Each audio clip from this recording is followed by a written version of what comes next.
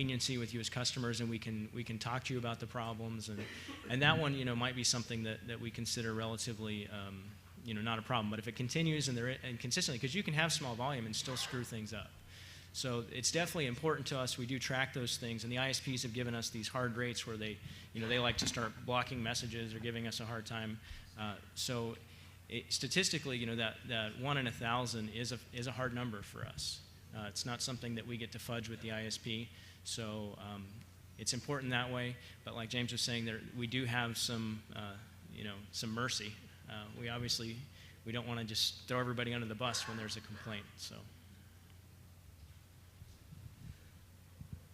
I send out a lot of emails that are all, I have custom copy in it, and one of the things that I'm frustrated by is that Infusionsoft seems to have used a first grade dictionary as the dictionary for email, and I'm wondering when you're going to either offer a larger database of word spellings or the opportunity to add custom word spellings. I'll jump into that one and just say that I have no idea when they're going to change that dictionary, but tests have shown that spelling errors actually increase open rates and readability, not readability, but more people read the emails when there's spelling errors. So in other words, that may be on purpose. That's a good question, and we'll definitely be looking into that. Thanks. I'm going to counter Tyler there. Don't misspell things because spam filters look at it. So it can increase open rates, but it might increase your block rates too. So don't think that's just a great idea and go and do like Patrick earlier with his email and just hammer something out. Can you tell me if you have a content checker right now? So if we are doing our own, do we get to run it through something prior? Question. So Tyler alluded to return path, and in the current setup we have our email packages. We're split out with a deluxe and a platinum package, which that's slightly changed. But those did provide content checking. So you would have to contact sales to see what the upgrade process is now. I don't think we've quite hammered that out with the transition. It's been a little tricky mapping things over and figuring out what return path can offer that Habes did. So we're still working on that. And I know the vision of the product management team is those are tools that we want everyone to have. So we're working with return path. We want to bring that to you. We want to bring the content checking and also rendering, so that when you do those image emails, you can send them off to a list of rendering clients and see how it's going to look in AOL and MSN. So that's on the pipeline. It's something we believe in strongly. Definitely want to bring to you. So. Hi, as a marketing consultant, I run into a lot of businesses that are using vertical response, constant contact, eye contact. So and they get very comfortable with those systems even though they're not integrated. So other than integration as an advantage, how do you guys articulate the advantages of your email systems and deliverability and things like that? I'll take that one for a sec while Ryan's thinking. One huge advantage is the ability to segment your list, right? And I know you're kind of trying to stay away from the integration answer to the question, but when you're using a web or iContact or whatever it may be, you don't really have this kind of CRM database that you can look at and segment your list. And when you're trying to get your emails to the inbox, it has everything to do with segmenting your list appropriately, finding the right people for that message, plus you're just going to get a higher conversion rate. You get the right message to market match, and you're going to sell a whole lot more of whatever you're selling if you do that correctly. And so when you don't have that ability to segment your database, find the right people for that message, send it out at the right time or the right day, then you're just going to be shooting yourself in the foot in terms of your conversion rates, and then also in terms of your open rates and your spam complaints and things like that. Because if you're sending it to the wrong segment, people aren't going to like it, and they're going to say, hey, that's spam, get out of my inbox. So that ability to segment your database alone, I think, is super powerful and shouldn't be dismissed. Yeah, I kind of have to echo that. It did take me a while because the reality is, as far as ESPs go, we're all fighting the same battle. I've talked to a lot of those people at different conferences, and we've shared war stories and horror stories and all that good stuff. I think we're doing exceptionally well. Sometimes they'll tell me their horror stories, and I kind of go, wow, that's really bad. We're doing a really great job of staying on top of this. There's a lot of resource dedicated to it. and a lot of investment in relationships and infrastructure. But to what Tyler says, that's really the reality, because when I start to talk to them, we talk about their platform, and they're all saying the same thing. They want to do what Infusion is doing. They want to get the power of the data. They're trying to integrate with different CRM solutions. They're opening up their APIs. They're trying all these different things, but they can't get it right. And that's what we're doing that really makes the product powerful. We've got the same deliverability stuff going, and we're in the same arenas, and I think we're doing an excellent job. But when you add that data, that just adds so much power to the software. I just want to underscore that. Really think about it. There are email sending packages out there that have more templates than we have available, or maybe a slicker interface. But really, and I'm glad you asked this question because we've been thinking a lot about it lately. The power of Infusionsoft is the data. Okay? It's the contact history. It's the record history. And you can get that from anything they click on with trackable links, through the shopping cart, through any of the e-commerce transactions. That is the power to know how to then segment your customers and your prospect database to be able to focus those promotions and messages most effectively. Is there, on the send thing where you see the bounce at Infusionsoft kind of thing, I mean, Jim talked about nurture earlier today. Is there any possibility that we can get that out of there in the future? You don't like that bounce at? Well, the thing it is that it makes people feel like we're doing it to them. So Right. here we are talking about integrity of creating a one-off relationship. So I send a lot of email through my Outlook because I'm more of a relationship person than I am in that mode, just because I don't like that. I mean, now granted, we do a lot of automated stuff, but I don't like people opening that up and seeing bounce at Infusion, whatever that is, that little tag up there at the top. And I know that you have to have it from a trafficker, but hopefully, if I'll go ahead and second your motion. If Jim's doing the nurture, then let's move to get that off there, because then we'll be totally different than the AWebers and all the other people too. You want to take that, Ryan? Yeah, let me talk We to have that. good news for you. So there is a huge amount of effort to get that out of there. So we're addressing it, and it was interesting. We thought we had a real clear solution, and then the ISPs threw some interesting changes around what's called domain key signing that made it, they added another technical step to it. We think we have a solution in the works, and it's on our priority list. I mean, I completely understand exactly how that appears and how it can be frustrating. Just a reminder, though, this is my one thing.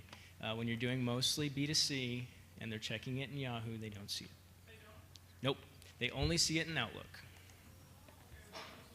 Outlook is the only place they see it, and they only see it once they open up the message. So your from line, it says your from line that you set and the subject, and it's only once they click the message does it say on behalf of in the top. So it may not be as bad as you think. Some of you may still be cringing at me saying that, but yeah, but everybody uses Outlook. Everybody uses Outlook.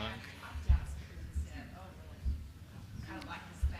So yeah, I'm not completely negating it. I am saying that in a B2C world, for most of our senders, that makes up probably a good third of our messages go to these AOL, MSN, Yahoo. I'm saying they're not going to see it. So I completely understand. I'm with you. I'm not arguing it or saying that it's great. So we're trying to get rid of it. But I just want you to rest assured that not all of your customers are seeing it, and it's I think relatively low impact at that.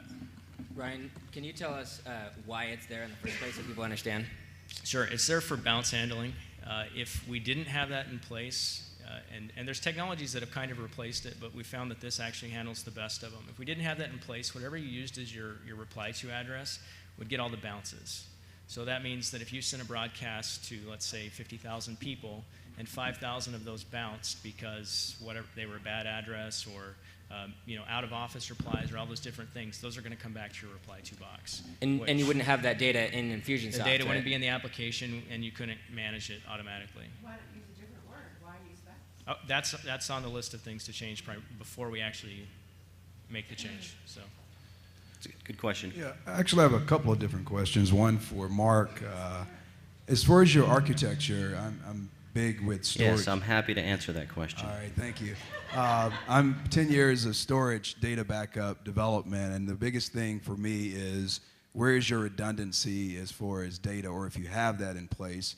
And secondly, for Tyler, is how do I pay you extra to get rid of the logo at the bottom for certain clients? Okay, let me take the first part of that question. I'll be happy to address our redundancy architecture. We have 2 co-location facilities where we host our servers. We have front-end web database servers, email servers, front-end web servers, back-end or campaign web servers, database servers, web servers, routers, and some monitoring servers. On our database side, which is where the data is, which is the important thing to make sure it's redundant. And by the way, we have redundancy on all of those layers of servers, but specifically regarding the data. There are 3 levels of database servers. We have a primary database server and 2 levels of slaving that are synced perfectly at all times. So at any one time, your data is on 3 different servers that could be failed over to from one to the other without any downtime effect at all. Additional to that, we do a routine backup, okay, every day. And then once a week, we go out to each one of the colos and swap out a network attached storage device that stores all of the backed up data from each day. We swap them, put one in each colocation, and then also bring copy back to our office and put in a fire safe. And so we've gone to great lengths to make sure that we have redundancy in our data, that we have reliability and failover capability. We're PCI compliant, and that's just one piece of our security architecture. But just in being PCI compliant certifies that we have that type of reliability and redundancy. It's a good question, and I'm pleased to have answered it. I'll defer your question to Stephanie. By the way, we need to get some copyright questions. Let's get Stephanie in the mix here in the next round. I'm really just here to add beauty to the panel.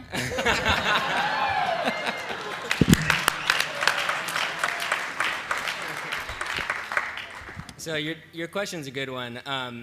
I see it kind of as a double-edged sword. It's just like when you send people to your shopping cart. If there's no security seal or anything telling those people that their data is being protected, then they're going to get skittish. And by putting our signature at the bottom, it kind of helps it say, hey, look, this is being delivered by a reputable company and that type of thing. Now, at the same time, from a marketer's perspective, I totally understand the desire to want all that stuff gone and just have your own message in there. You all know that you can get rid of the logo, right? Because there's a setting you can change to make it text only. So that reduces the impact on your email if you'd like. And trust me, there are discussions ongoing within the company about whether or not to allow customers to remove the signature. I'm actually an advocate of allowing our customers to pay more to get it removed, but those discussions have not been finalized. We'll definitely let you know when that comes to a head. Well, Tyler, what about the affiliate link part of that too? Oh yeah, you can also go in and put your affiliate link in there so that when people click on that stuff, you actually get paid when they come and buy.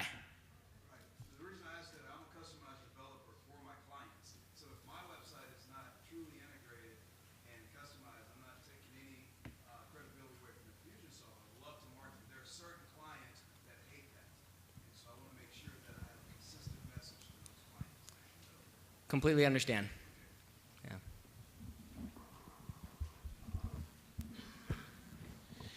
Hey guys, I'm just want to let you guys know I'm running the live feed of the INFUSIOCON event right here. We received a few questions, and so I decided to pick one from our live internet feed.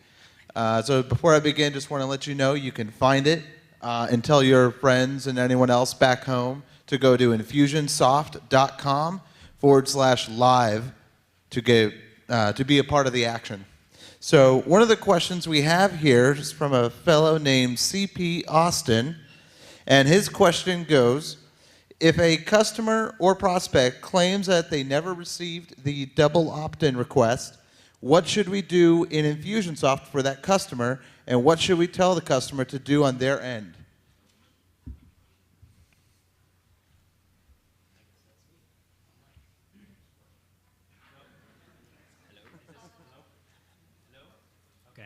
There we go.